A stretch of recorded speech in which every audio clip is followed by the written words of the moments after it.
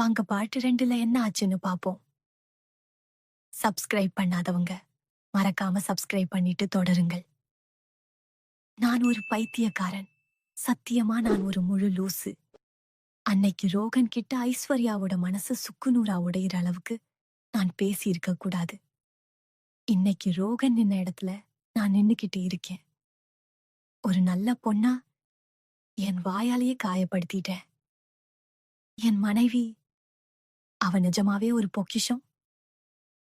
போன 1 வருஷமா நாங்க ஒன்னா இருந்தோம். என்னை விட 3 வயசு பெரியவங்க. ஆரம்பத்துல இது ஒரு மோசமான கனவா இருக்கும்னு தான் நினைச்சேன். ஆனா போக போக அது அவ்ளோ இனிமையா மாறிடுச்சு.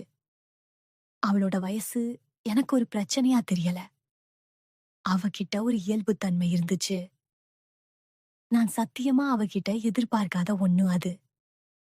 நாங்க ஒன்னா ஸ்பெண்ட் பண்ண நேரம் எதுவுமே பொய்யா தெரிஞ்சதில்ல. அவ அந்த காஃபி ஷாப்ல வேலை பார்த்தப்போ நான் அவள் தப்பா நினைச்சேன். ஆனா அவளுக்கு அந்த வேலை உண்மையாவே பிடிச்சிருந்தது, அவ்வளோதான். அப்புறம் எங்களுக்கே உரித்தான அந்த நெருக்கமான நேரங்கள். ரோகன் கிட்ட நான் அன்னைக்கு அண்ட புழுகு, ஆகாச புழுகுன்னு அம்புட்டு பொய்யை அவிழ்த்து விட்டேன்.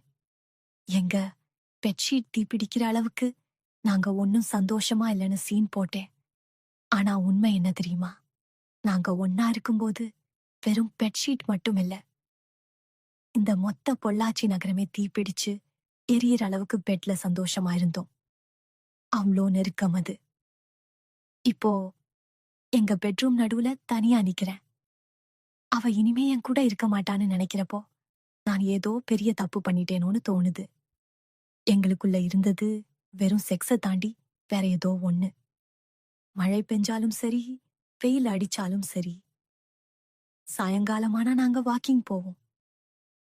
நான் வழக்கம் போல எதையாச்சும் சொல்லி புலம்புவேன். ஆனா என்கிட்டயே ஏதோ ஒரு மாற்றம் தெரிய ஆரம்பிச்சது. அவ கூட நடக்கிறதுக்காகவும் பேசுறதுக்காகவும் நான் காத்திருக்க ஆரம்பிச்சேன். அவளோட பெட்ஷீட் ட்ராயரை திறந்து பார்த்தேன். அவளோட காதல் கதைகள், மர்ம நாவல்கள், த்ரில்லர் புக்ஸ், அவளுக்கு பிடிச்ச தமிழ் புக்குகள் எதுவுமே இல்ல.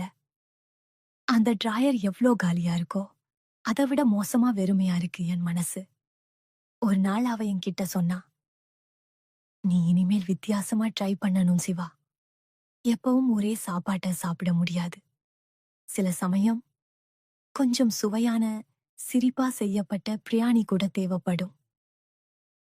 நான் சிரிச்சுக்கிட்டே கேட்டேன், ஓகோ, அப்போ இந்த காதல் நாவல்கள் எல்லாம் அந்த பிரியாணின்னு சொல்றியா? கரெக்டு, அதேதான். அவ குறும்பா சிரிச்சு சொன்னா. அந்த டிராயரை இப்ப பார்க்கிறேன், வெறுமை. அவ தன்னை முழுசா இந்த வீட்ல இருந்து அழிச்சிட்டு போயிட்டா. நான் வாங்கி கொடுத்த ட்ரெஸ் எதையுமே அவ எடுத்துக்கல. என்கிட்ட அதெல்லாம் வாங்க காசு இல்லைன்னு முகத்துல அடிச்ச மாதிரி சொல்லிட்டு போயிட்டா.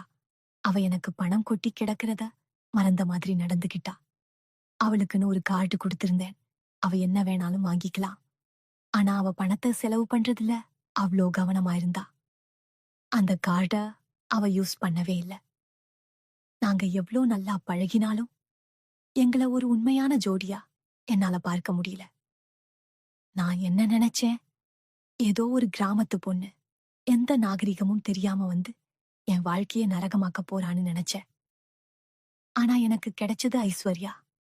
அவளுக்கு வேலை வேணும், சமையல் பண்ணணும், நாம ஃப்ரெண்ட்ஸா இருக்கணும், நெருக்கமா இருக்கணும், தாத்தாவா பாத்துக்கணும், அவளுக்கு காதல் வேணும்.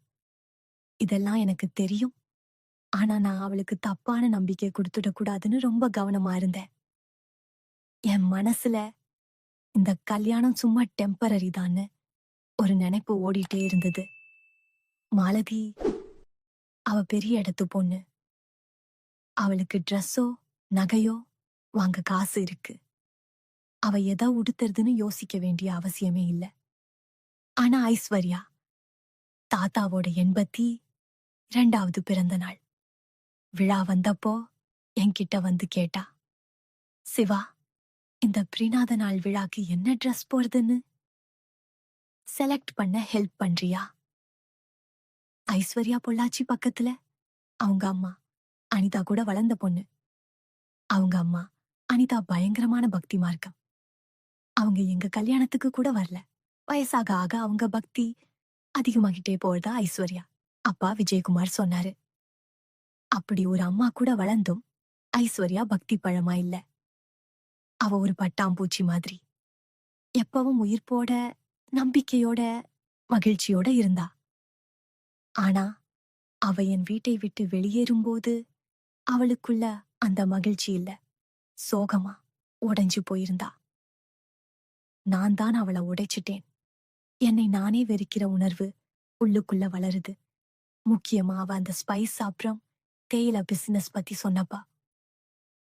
நான் அத பத்தி கவலைப்படல. தாத்தா அவரோட சொத்தை என்ன பண்ணாலும் எனக்கு கவலை இல்ல.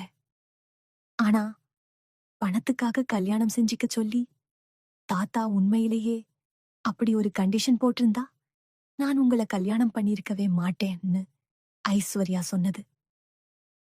என்னவோ என்னை கத்தியால குத்துன மாதிரி இருக்குது. ஒருவேளை நான் தான் அவளை தப்பா புரிஞ்சுக்கிட்டேனா? குடல புரட்டுது எனக்கு. அவ பணத்துக்காகத்தான் தன்னை என்கிட்ட கொடுத்தான்னு நான் நினைச்சது என்னையே அவ்ளோ கேவலமா உணர வைக்குது. நான் லிவிங் ரூமுக்கு வந்து இன்னொரு ட்ரிங்க் ஊத்திக்கிட்டு ட்ரெஸ்ஸுக்கு போனேன். ஐஸ்வர்யா இல்லாம வீடு வெறிச்சோடி இருக்கு. அவ திரும்பி வரமாட்டான்னு தெரிஞ்சு இன்னும் வெறுமையா இருக்கு. அவ போன பாதையவே பார்த்துக்கிட்டு இருந்தேன். அவ இருந்தப்போ அவ கூட இருக்கிறதுக்கு பழகிட்டேன்.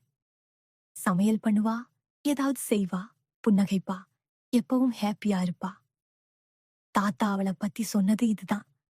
அவளுக்கு பெரிய மனசும் தாராளமான ஆன்மாவும் இருக்குன்னு. அது உண்மையாவே இருந்தது.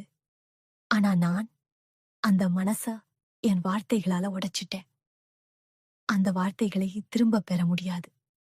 அவ சொன்னது சரி, நான் டிவோர்ஸ் வேணும்னு நினைச்சேன். ஆனா அவ அத முன்னாடி வச்சப்போ நான் ஏன் பின்னாடி தள்ளிட்டேன். இந்த கல்யாணம் ஒரு அரேஞ்ச்ட் மேரேஜா இருந்தாலும் எவ்ளோ நாள் நீடிச்சாலும் ஐஸ்வர்யாவுக்கு இது நிச்சயமா உண்மையானதா தான் இருந்திருக்கு. நான் ஒரு பொண்ணோட ரிலேஷன்ஷிப்ல இருக்கும்போது இன்னொருத்தியோட படுக்கிற ஆள் கிடையாது. நான் ஒருத்தியோட உறவை மதிக்கிறவன். ஆனா மறுபடியும் எனக்குள்ள ஒரு கேள்வி வருது. நான் ஏன் ஐஸ்வர்யா கிட்ட முதல்லயே இந்த கல்யாணத்துல எனக்கு விருப்பம் இல்ல, எல்லாம் தாத்தாவுக்காக மட்டும்தான்ங்கிற என் நோக்கத்தை ஏன் தெளிவா சொல்லல? தாத்தா போன பிறகு நாம பிரிஞ்சிடுவோம்னு நான் ஏன் முதல்லயே சொல்லல? நான் தலை குனிஞ்சேன். அவ்ளோ அவமானமா இருக்கு. நான் என் மனைவியை ஒரு நைட்டிக்கு வர பொண்ணை விட மோசமா நடத்திட்டேன். நான் அவளை பிசிக்கலா மட்டும் ஏமாத்தல, எமோஷனலாவும் ஏமாத்திட்டேன். ஆனா மாலதி ஒரு நல்ல மனைவியா இருந்திருப்பாள்னு நினைச்சது என் கல்யாண உறுதிமொழிக்கு நான் செஞ்ச துரோகம் இல்லையா? நான் கையை தலைமுடியில விட்டு இறுக்கி பிடிச்சேன். ச்சே, நான் ஒரு மோசமானவன், அயோக்கியன். நிறைய பேர் நம்ம வீடியோ பாக்குறீங்க. ஆனா யாருமே லைக் பண்றதும் இல்ல, சப்ஸ்கிரைப் பண்றதும் இல்ல. நீங்க பண்ற அந்த ஒரு லைக்கும் சப்ஸ்கிரைப்பும் தான் என்ன பெரிய அளவுல மோட்டிவேட் பண்ணும். அதனால மறக்காம உங்களோட லைக்கையும் சப்ஸ்கிரைப் கொடுத்துருங்க. பார்ட் 3ல உங்களை சந்திக்கும் வரை உங்களிடமிருந்து விடை பெறுவது உங்கள் கனிமொழி.